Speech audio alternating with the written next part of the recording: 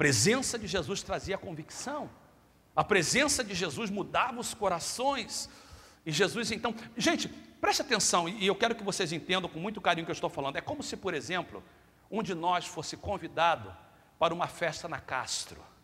Uma festa na Castro no dia de Halloween, aquela festa que eles têm em São Francisco, e convidasse a gente para ir lá e a gente falasse assim, eu vou. Já pensou o pastor da igreja na festa na Castro? No meio daquela festa? É mais ou menos, não é mais ainda do que isso, mas é só para a gente entender a dinâmica da coisa. E Jesus diz, eu vou chegar lá. E a Bíblia diz então que Jesus é convidado naquela festa. Jesus traz uma convicção tremenda na vida daquelas pessoas, e Levi é transformado, tão transformado que Levi se torna, preste atenção, Levi, este homem, se torna um dos 12 de Jesus, e ele se torna um dos escritores de um dos evangelhos que nós lemos essa manhã.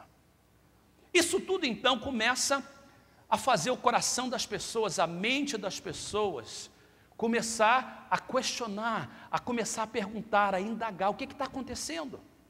Aí, um grupo de pessoas muito bem intencionadas, servos de Deus, discípulos de João, também diz assim, nós não estamos entendendo nada, porque nós jejuamos, e os discípulos dos fariseus jejuam, mas a gente não vê os discípulos de Jesus jejuando, a gente não vê eles gastando tempo em jejum, na busca de Deus. Vamos perguntar para Jesus isso. E, mestre, vem cá, deixa eu fazer uma pergunta, nós não estamos entendendo nada aqui.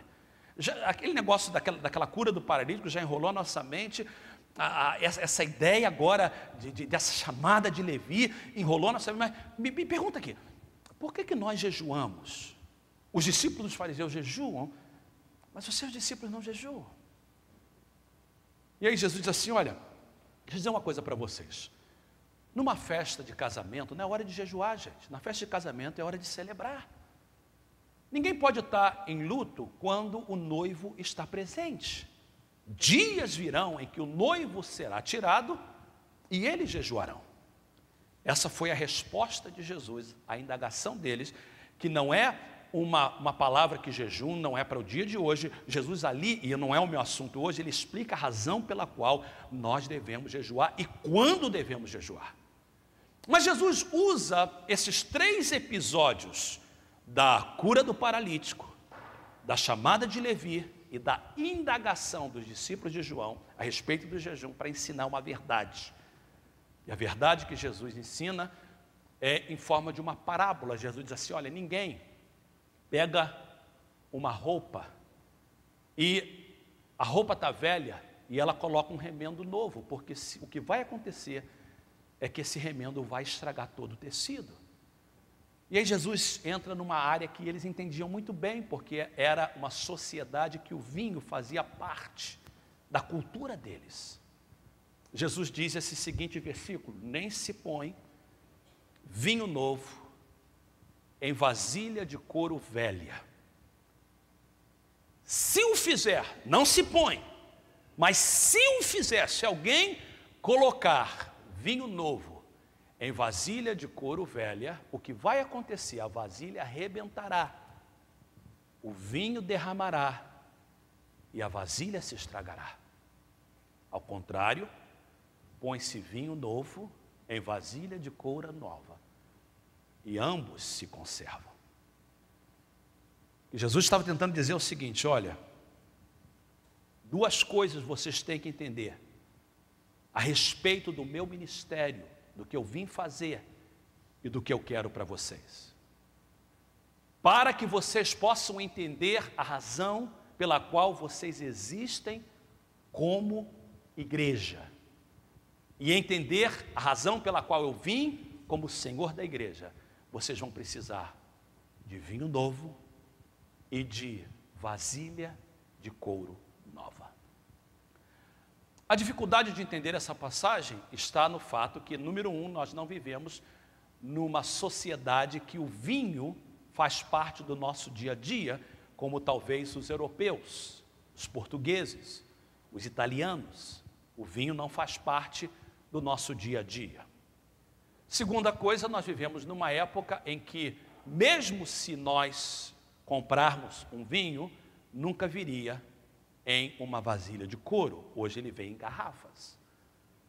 A segunda dificuldade de entender esse texto é porque Jesus usa duas palavras importantes no original que, com a tradução, ela vem perdida para nós.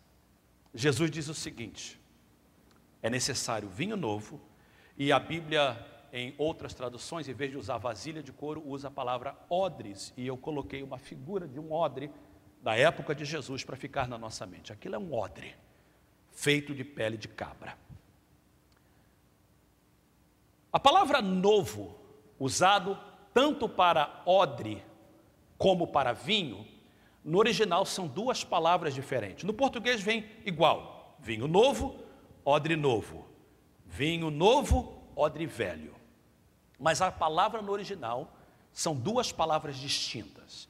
A palavra usada novo para vinho é uma, a palavra usada novo para odre é outra. E só para que a gente possa entender, deixa eu explicar para você.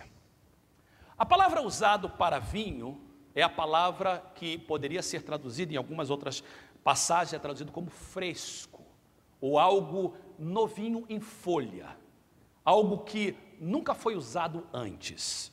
Um grande exemplo talvez é quando você compra um carro e quando você tira aquele carro da fábrica e você chega e mostra para sua esposa, e mostra para os seus amigos, e a pessoa entra no carro e diz assim: que cheirinho de novo. E o que você quer dizer com isso? Esse carro está novinho em folha, está 0 quilômetro, 0 a milhagem, né? Aqui é 0 a milhagem, né?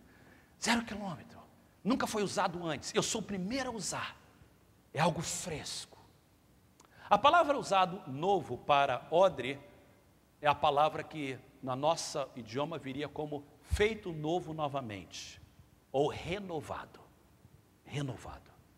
E a ideia é que, se voltando à ideia do carro, é um carro que é velho e que você coloca novos estofamento, você faz o motor, você dá uma pintura e o carro é 94, mas depois de tudo isso você diz: está agora novinho em folha. Não está novinho em folha, ele foi renovado.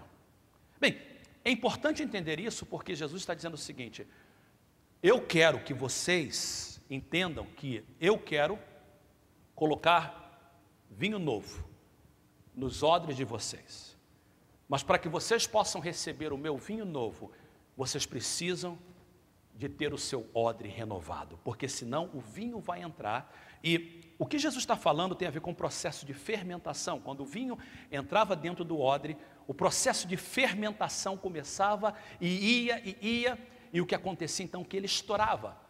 Lá em São José, os portugueses ainda hoje fazem esse vinho novo, e eles chamam de vinho doce.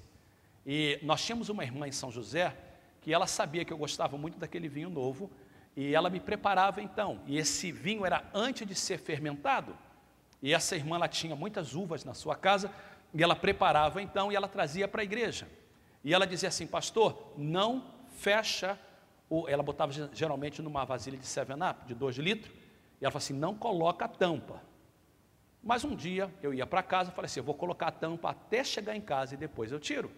E de São José até Frimonte, onde eu morava, foi suficiente para arrebentar totalmente. Porque quando o vinho é novo, o processo de fermentação é um processo rápido, e que se o odre não tiver renovado, é por isso que era feito de pele de cabra, arrebenta tudo, e estraga tanto o vinho, quanto estraga também o odre. Agora, só para a gente entender, e eu já ensinei isso várias vezes, mas sempre tem gente nova na igreja, como é que esse odre era renovado? Para que o odre fosse renovado, era necessário fazer 2 passos importantes. Um odre, para ser renovado, ele tinha primeiro que ser colocado dentro d'água. A pele de cabra, então, depois de ser usado, pegava aquele odre, colocava dentro d'água e deixava lá dentro da água, por muito tempo, talvez um dia inteiro, porque o processo da água fazia ele ficar macio. Depois, então, tirava ele, deixava ele secar, e quando a pele da cabra estivesse seca, o odre estivesse todo seco, colocava bastante azeite de oliveira em volta dele, e o azeite de oliveira mantinha ele macio e maleável para poder receber o óleo, para poder receber, o vinho.